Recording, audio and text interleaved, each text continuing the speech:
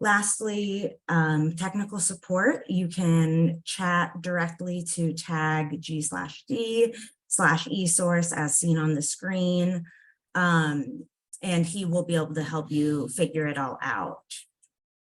With that, this is our 4th iteration of the Clean Energy Plan Engagement Series, and we're excited to have you all here with us today. We have a great agenda that is really focused on taking feedback and diving in more on items that were identified to us from your all's participation. So with that, we will touch on the CEP filing. We'll go a little bit deeper into correlating the IRP to the CEP. We will have a presentation on CBREs and the grant straw proposal that was mentioned at the last iteration of the CEP engagement series, as well as revisit small-scale renewables. We also have a lot of community engagement and feedback-related topics. So towards the end of the meeting, we will touch on DSP planning and specific engagements there, as well as community engagement as a whole and our updated process on taking feedback and all of the considerations there. As this is a public meeting and PacifiCorp is really committed to getting input, we will also have a public comment period. But you do not have to wait until then. We will be monitoring the chat, so feel free to raise your hand or drop a question in the chat, and we will ensure that it gets answered.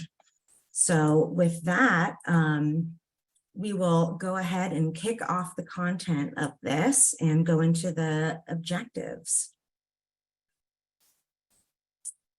As mentioned, the CEP engagement series as a whole is really just an expanded learning opportunity and providing a public forum to this information that we all know can be really complicated and complex to break down, as well as increasing public input opportunities. This particular meeting, we want to brief on the updates around the CEP, socialize different pathways, and deepen understanding to the items that you see on the screen that were touched on before, but we heard warrants maybe a little bit more context. So kicking us off, I'll hand it back to Stephanie. Next slide, please. Thank you, Morgan. Starting off the presentation, we look at our regulatory timeline or procedural schedule for the Integrated Resource Plan, IRP, and the CEP, the Clean Energy Plan, to the acknowledgement, which is Oregon Public Utility Commission's acknowledgement of our plans. This slide is a high-level view of where we are at in the process and the remaining steps for the plan to acknowledgement. Now, as you can see, we filed our IRP and CEP together this year on the 31st. And in this process, you can also see we have 3 rounds of comments and reply comments regarding stakeholders to provide their comments on the IRP, CEP, and for PacifiCorp to reply back with on these comments in return. We've been through 1 round of those. We have the next one up in October with the comments being due, and in November, the replies being back, an additional one being in January and February. Other things to call out on the slide here is that there is a commissioners workshop in mid-December, and additionally to the far right, you can see that there is also on the procedural schedule or agenda timeline, there is a stakeholder feedback and commission decision public meeting in April, to which, that would be then following the acknowledgement meeting for the IRP CEP.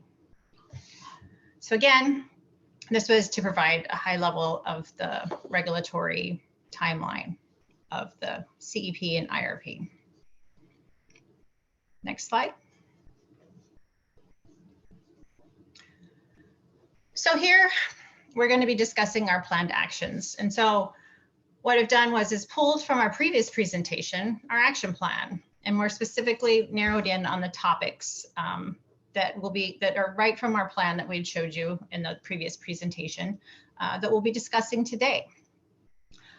Ryan will go over discussing the community-based renewable energy plans and how they're evolving through the process of our stakeholder engagement, such as this engagement here today that we're having. He'll discuss the straw proposal and share insights and ways that we've conducted this survey and our stakeholder engagement meetings for this insights. And he will cover looking into leveraging public funding on CBREs. Heather and Paul will continue the discussion on request for proposals of resources, more specifically, small scale renewable requests for proposals, update eligibility and contracting. And then to community engagement. We have Ian here to provide some insight on our distribution system planning engagement workshops and how those are coming along. Christina will bring back where we are at with our community engagements, the importance of these engagements on the development of our plans, and as we move forward to learning ways we can measure outcomes and benefits in our communities. I will then come back following Christina, and we'll talk about the feedback repository or feedback tracker and how that's developing and evolving. This is what we're using to capture the input, questions, feedback essentially that we're receiving in our clean energy engagements. I will discuss how we are developing this tracker to maintain the transparency on this feedback, our responses, including where we can identify impacts of that feedback. Each of these areas mentioned will provide an update on how these plans are evolving through the process of regulatory stakeholder engagements and our internal evaluation process. Now, additionally, too, also today, we will be having Randy here to discuss more in depth and diving in to how we go in the stages from the IRP, the Integrated Resource Plan, preferred portfolio, to the CEP or the Clean Energy Plan. Next slide. Next presenter.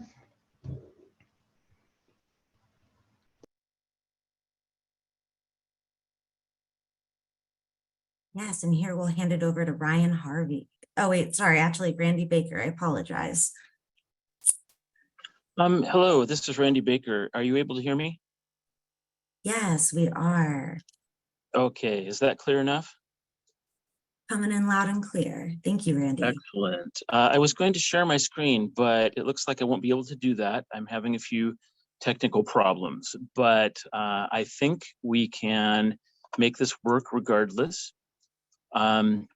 And so if we can start out on the slide with the long-term resource study plan, and I'll introduce myself. I'm Randy Baker. I'm the Director of Resource Planning with PacifiCorp, and I mostly manage the Integrated Resource Planning team, which is responsible for much of the technical modeling that allows us to forecast what our future mix of generating resources would ideally look like.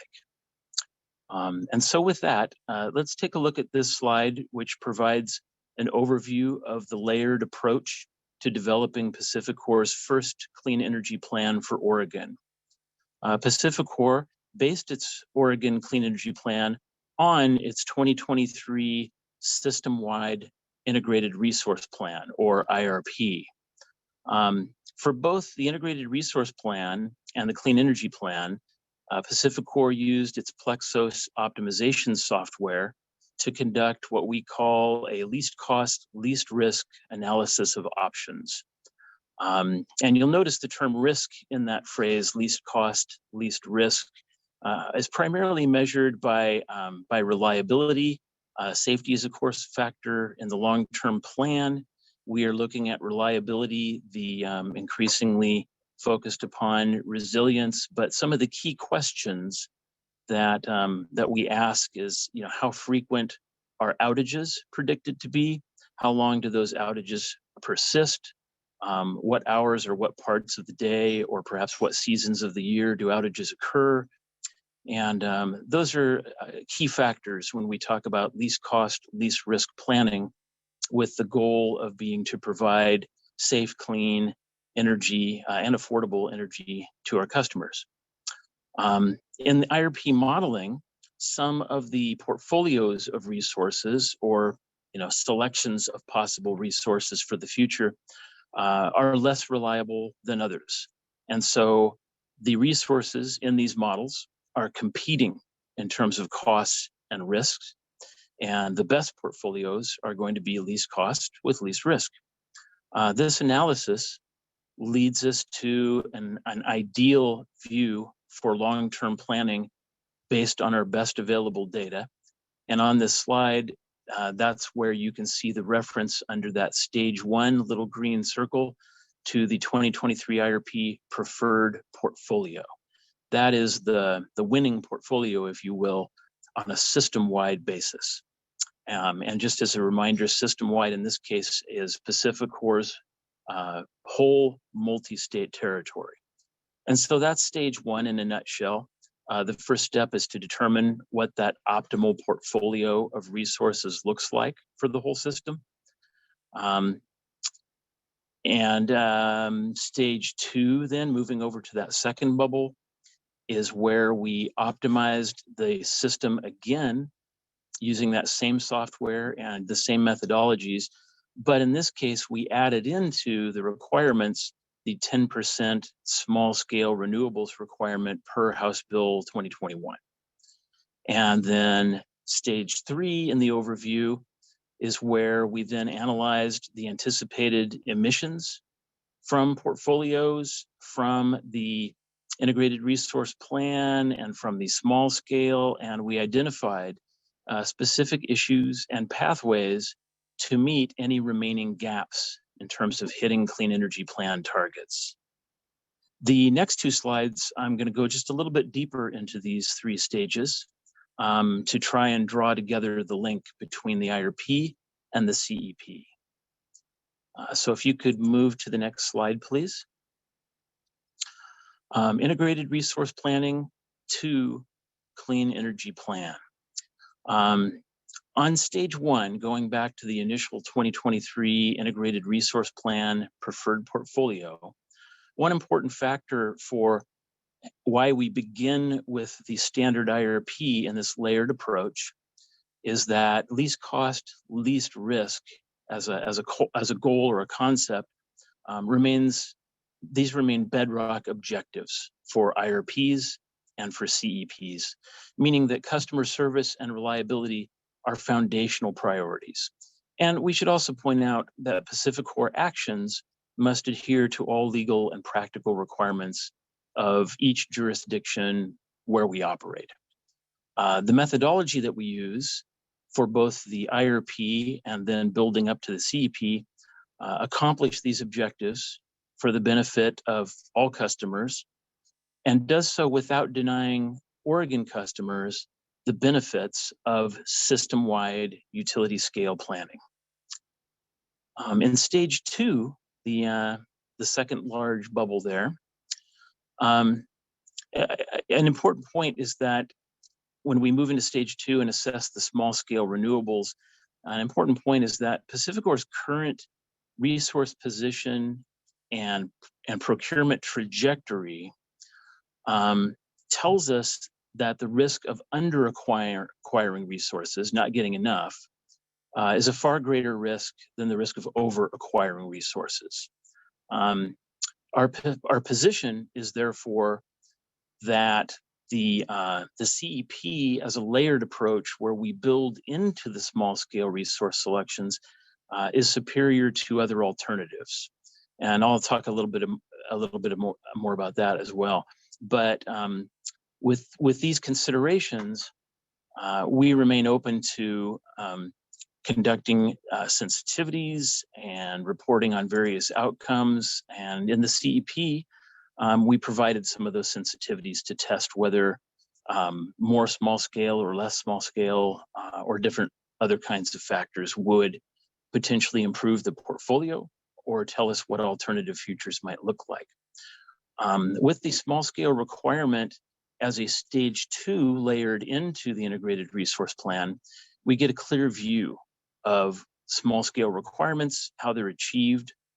It makes it pretty clean to say that those resources belong to Oregon and benefit Oregon customers. This approach also leads to more renewables on the system as a whole than alternative approaches. It's also a hedge against procurement challenges, meaning that just because we target and identify our needs, when we go out to the marketplace of developers and projects, we may not see everything that we need. And I think that generally speaking, given what the system is currently telling us, it's a good idea to aim high. We also anticipate continuing state and federal legislation to continue on the same trajectory, and that is a trajectory of decarbonization and an examination of the value of renewables and how to make those work for both cost and risk for customers. And I'll also note in that last point on this slide that the outcomes of the integrated resource plan and this CEP, when we are able to realize these projects and acquire them or construct them or whatever it is that we're going to be doing, however it ends up manifesting in the end to meet those requirements, that will roll into future examinations of the system and be taken into account to modify what our next long-term planning and what our next clean energy plan looks like. I think we can move on to the next slide and talk about stage 3 a bit. So stage 3, we refer to as our final compliance pathways. Recognize that in the prior stage leading to stage 3, adding small scale renewables brings us pretty close to meeting clean energy plan targets. And that's in recognition that the company has been on a trajectory for decarbonization and increasing renewables for some time. But in stage 3, we analyzed the results of the portfolio optimization for the small scale and saw that there's a remaining gap that could not be addressed only through renewable additions. In other words, there's a point at which if you just keep piling on renewable resources, it actually doesn't help you achieve your final targets that you're aiming for. And so we determined that allocations could actually get us across the finish line and achieve the clean energy plan objectives that we're seeking. We presented in our first clean energy plan 2 compliance pathways, as we called them, and they should be viewed as examples. They illustrate that the targets can be reached, and they illustrate that we are within reach of those targets and on the right trajectory. But that final piece will probably require an allocation strategy of some kind. And so we presented 2 examples of how that could be done.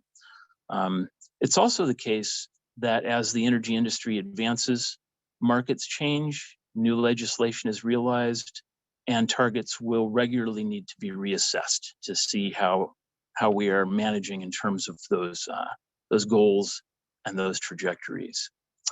A couple of key points of the final compliance pathways that are illustrated on this slide is that it recognizes the modest gaps that still remain once you plug in the small scale renewables requirement.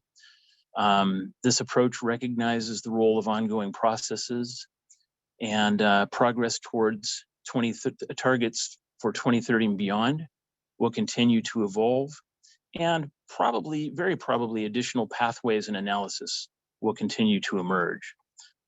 And so as a recap, we picked a layered approach as being the clearest, the best way to move forward toward those objectives, and also leave us with the analysis that we need and the clarity that we need to take the best possible steps. And that is how we move from the IRP into the final CEP portfolio that you can examine in the finished published documents.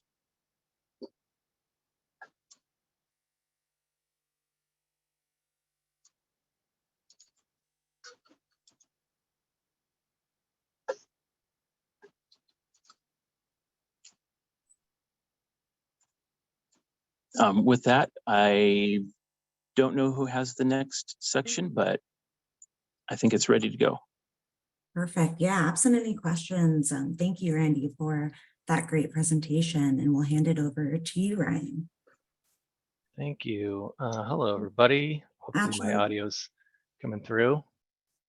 sorry, Ryan, I think we do have one hands up from got it. JP, if you don't mind us jumping in there before you present. Ryan, sorry about that. Apologize. Just hey, real quick, as we're delving into things a little more, I really appreciate the staged discussion. One of the things around CEP acknowledgement are our considerations of things like, you know, obviously costs and risks to customers and the effect of plan on reliability. It also talked about the availability of federal incentives, and we're finding out more as we go through our analysis about things like the tax credit called the EIR, and how that could be applied towards pulling forward the retirement of coal plants, and that wasn't really analyzed. And that's part, I know it's part of the CEP, but also it relates back to the IRP. And so what you presented in this stage analysis is kind of a, not a one-way street, but it starts from the IRP, goes to the CEP, and then the pathways. So I'm just wondering, how does the CEP requirement relate back to and influence what's going into the IRP as the application of those in that incentive, the EIR, relates back to how you're constructing the IRP portfolio? That's a great question, and it's a multifaceted question and answer. So a couple of points to hit on there. One is that the Integrated Resource Plan and the CEP are embedded in other processes and dependent upon other processes, such as procurement, which, for example, does not happen in the Integrated Resource Plan, nor, to my understanding, will it happen in the CEP. Rather, those results that we produce inform what we would go out and seek in the market of projects and bids. And so I would keep in mind that relationship. Much of what the Integrated Resource Plan presents and the Clean Energy Plan represents proxy projects and not actual projects, because we don't know in advance of going out to the market with these clues that we've gathered, with these directions that we've gathered from these models. We don't know in advance what projects are going to get bid in and where they're going to be and how big they're going to be and what the technologies are. And even if there's a known project out there that we think will probably bid in, just our experience and our guesswork, we don't know what the price will be or if the parameters of the project have changed. And so there's a lot of decisions that actually get made downstream. And all that goes to say that the Integrated Resource Plan is a high-level 20-year long-term planning tool. Now, when we move into the CEP, I've mostly talked about modeling today, and that high-level modeling that plots out proxy resources and what the world would probably look like with our best available data.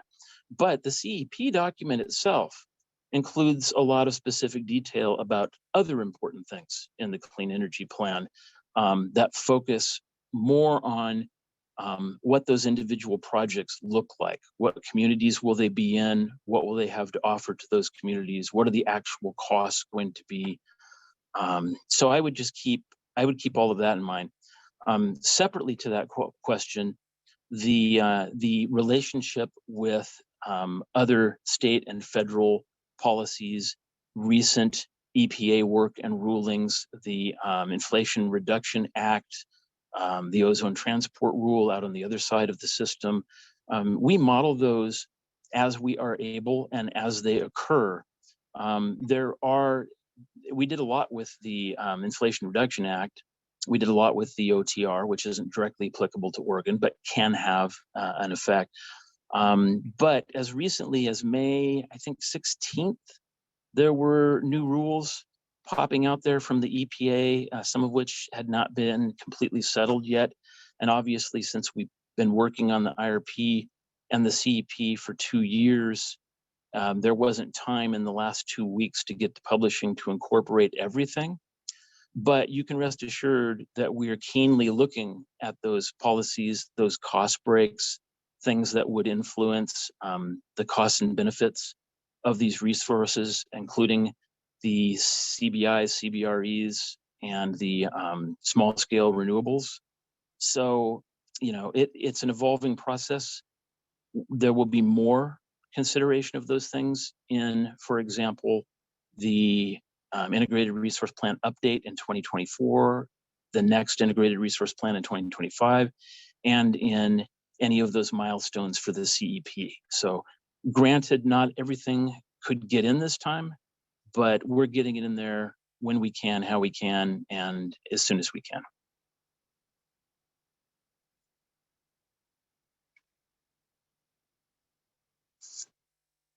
Awesome. Thank you. And great question, JP. Micah, would you like to come off mute and ask a question of Randy? Yes, thank you. I just had a question about, so during this stage 3 final compliance pathways, you mentioned that the solution has a lot to do with allocation. And I've read a lot in the IRP about the allocation of costs and benefits associated with certain resources. So I was wondering if you could expand on the basic methodology that would be used for that. Would it be on a megawatt hour basis? For example, if natural gas in Washington State is used to meet peak load in Oregon, could that be allocated as, say, solar, by allocating the resources differently? Essentially, is reliability included in this allocation methodology, or is it simply on the basis of units of energy? Yeah, and this is not my area of expertise, frankly, and I will see if we've got somebody else on who can address your question. But I will say that the IRP does not generally consider allocations. That's generally a downstream process, and it's very complicated. Of course, for the CEP, we did have to consider allocation, and you'll find discussions of it in the IRP, but primarily it was done for the CEP compliance to demonstrate that we could indeed hit the targets. Do we have somebody who can address that more on point?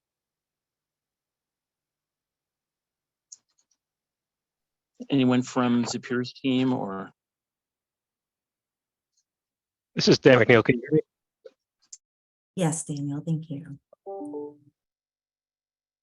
So I would just highlight like how that is going to work will be determined as part of the MSP process. When the various states come together and agree to share in a portfolio of assets, how that works is complicated, but it's ultimately whatever they're willing to agree to amongst each other as far as how that works. And part of that is how those resources and that sharing works within the evolving markets that we have. We've had EIM since 2014. There's a upcoming day-ahead market under development that we expect to be participating in. There's the Western Resource Adequacy Program. All of that's going to play into what exactly sharing means. And so it's an open question for sure about what it means to have an asset, and can you separate the capacity and the energy and the emissions from that asset, and should you be allowed to? What's the law? What are the rules? And what are the other, users of that asset, the other states that we participate with? How are they willing to go about that process? So much to be determined there. But there's an opportunity to share and get benefits from using things for various purposes.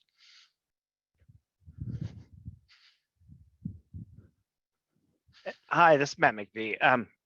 Just to kind of add on to that, I mean, the Pacific Corps has, essentially since prior to 1989, we've been essentially serving all of our customers with this combined portfolio. In 1989, Pacific Corps merged with Utah Power, and we got a larger footprint. But even before that, it was still using a combined portfolio to serve customers in California, Oregon, Washington, Montana, a small part of Idaho, and parts of Wyoming.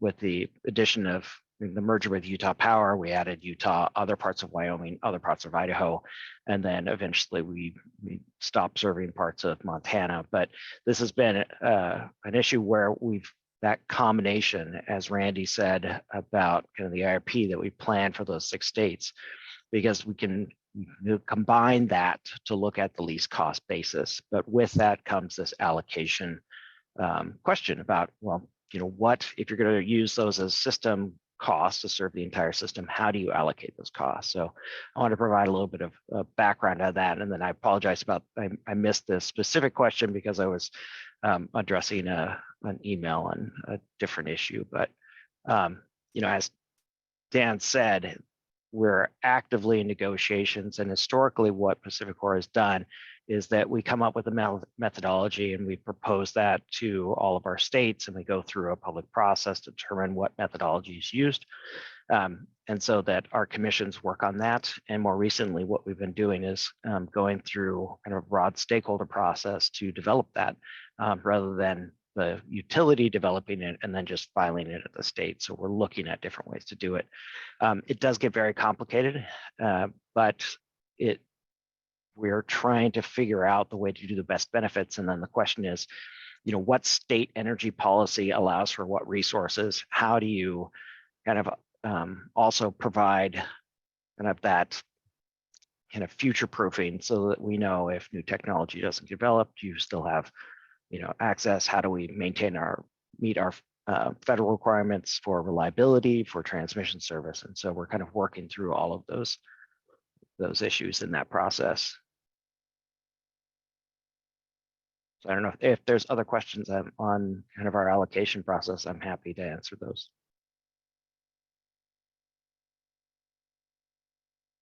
Yeah, thanks for jumping in there, Matt, Daniel, and Randy. But not seeing any other in the chat or no other hands raised, I think that is our cue to hand it over to Ryan Harvey. All right, I'm back. Hi, everybody. My name is Ryan Harvey. I am a program manager focusing primarily on renewable energy, and alongside a colleague named John Rush, who I believe is also on the line today. I've been working on behalf of the company to develop our community-based renewable energy advancement. So I've prepared a few slides today that will help to share the ideas that we're bringing forward for our CBRE grant straw proposal, as well as some of the thinking that's gone into that. So hopefully they will help to make clear the path we see going forward. So this slide 11 that you see, if you've heard me present on CBREs in the past, this might look familiar to you because these are the 4 core commitments that Pacific Corp identified in our clean energy plan that to advance CBRE projects. And I will say that the very next slide that I share is going to be related to numbers 1 and 4 on this slide, because I'm going to pivot slightly and review some of the responses that we received from a survey that I shared with all of you when we last saw each other. And then the rest of the slides that I have will be about numbers 2 and 3 here on this slide, because I'll be speaking about our grant pilot straw proposal, and then also with regards to number 3 here, how we're planning to weave in our an approach to public funding sources into that proposal. So slide 12, please. Thanks. So this is not an exhaustive list of every comment that we received, but I think it is a pretty good representation. And so I wanted to share this with you, and I separated what you see into 3 different columns of thought. The first column on the left is what was shared with us that we are actually already doing, which felt pretty good. And the middle column, is what we have already begun to, work on, but have yet to fully actualize. And then the third column on the right are some of the intriguing suggestions that we received to help engage community with this CBRE work over time. So I thought I'd give you a moment to read through these and not talk.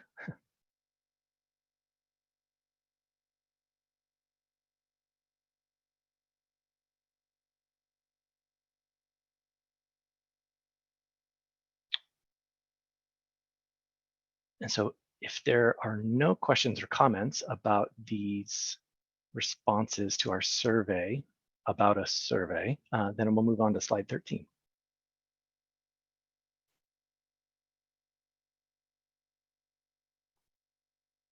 Thank you.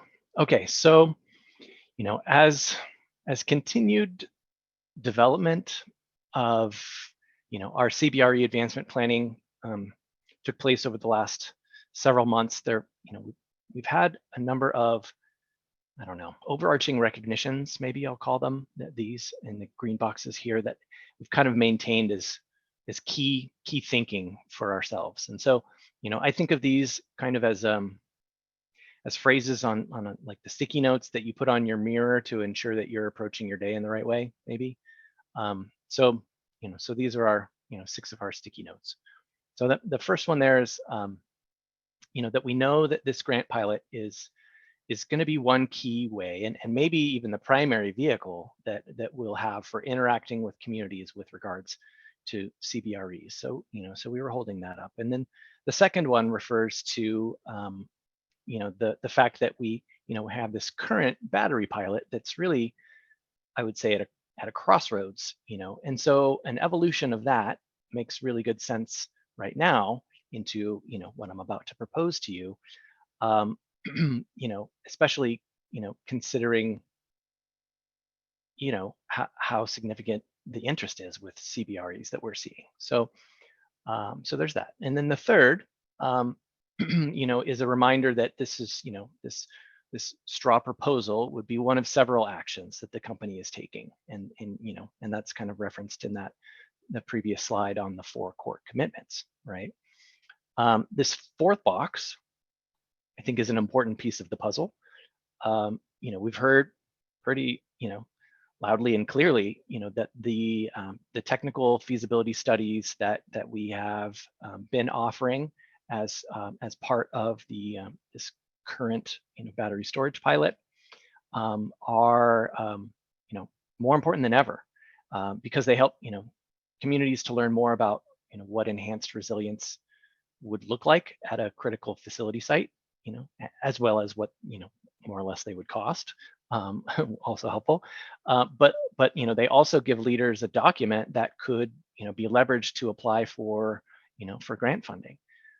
So I see that as continuing on. Box number 5, we've also been hearing about the need for grant matching partnerships, whether that's direct funding or in-kind contributions, and and it seems like it could be an important part of this package, so that that we're helping Oregon communities access this funding that's available out there, at least while it's available.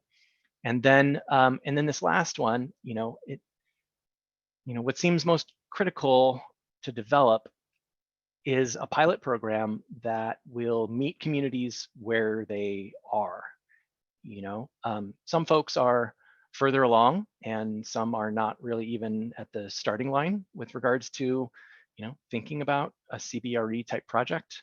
And, the hope is that, a multi-pronged approach, which I will, share here today, is, it will allow for this pilot to be helpful in either of those situations, right? The goal is to, to help guide the development of community-led and community-focused projects that, that also actualize benefits to our larger system, and that also can be held up in, in hopefully the near future as success stories, so that, some of these other communities that maybe aren't as far along in their development process, we'll be able to point to them and learn from them. So hopefully those, that line of thinking, makes sense. I'll share. Yeah, let's go to slide 14, please.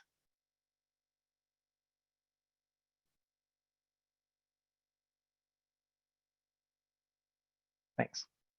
Okay, so, one crucially important consideration in this straw proposal development has been, what I think that we're all kind of witnessing in this moment right now in time, related to CBREs and then, resilience work more broadly, because, there's been a dramatic increase in and funding of, renewable energy projects, in Oregon, which is incredibly exciting.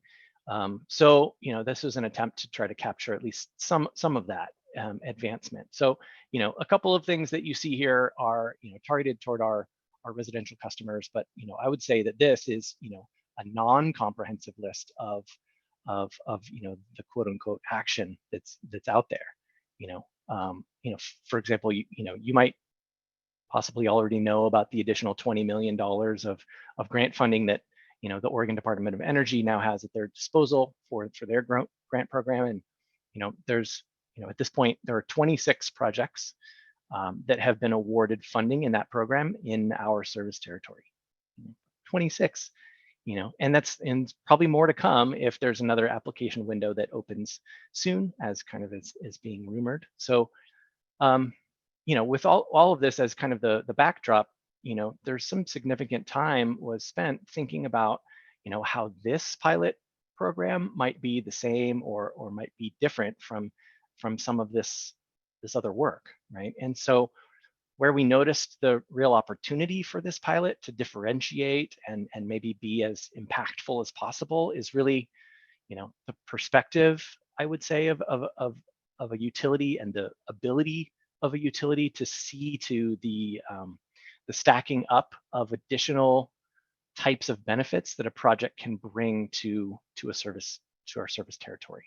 So, PacifiCorp did not want to recreate a wheel or be developing a redundant program with what we're doing here, but I think, what we can say that we can do uniquely in this space is to help see to it that that system-wide benefits are actualized, particularly with the a storage component of projects that are being developed, and that just, it doesn't seem like that's something that other entities are able to do right now. And so, because we have access to data associated with these, developing future projects, we'll be able to partner with communities to, to treat these projects as case studies that we could hold up as, as real Oregon examples of, of non-residential renewable plus storage systems, which, which we just don't have too many of right now. So, to not focus on all of the emerging opportunities for project partnership feels like it would be a huge missed opportunity, I guess, is the ultimate statement that comes out of this slide. So move on to 15 then, please.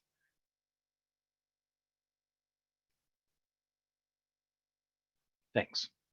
So this slide identifies how we propose to really meet communities where they are in their process and move them toward, an operational CBRE that's going to provide the most possible benefit, right?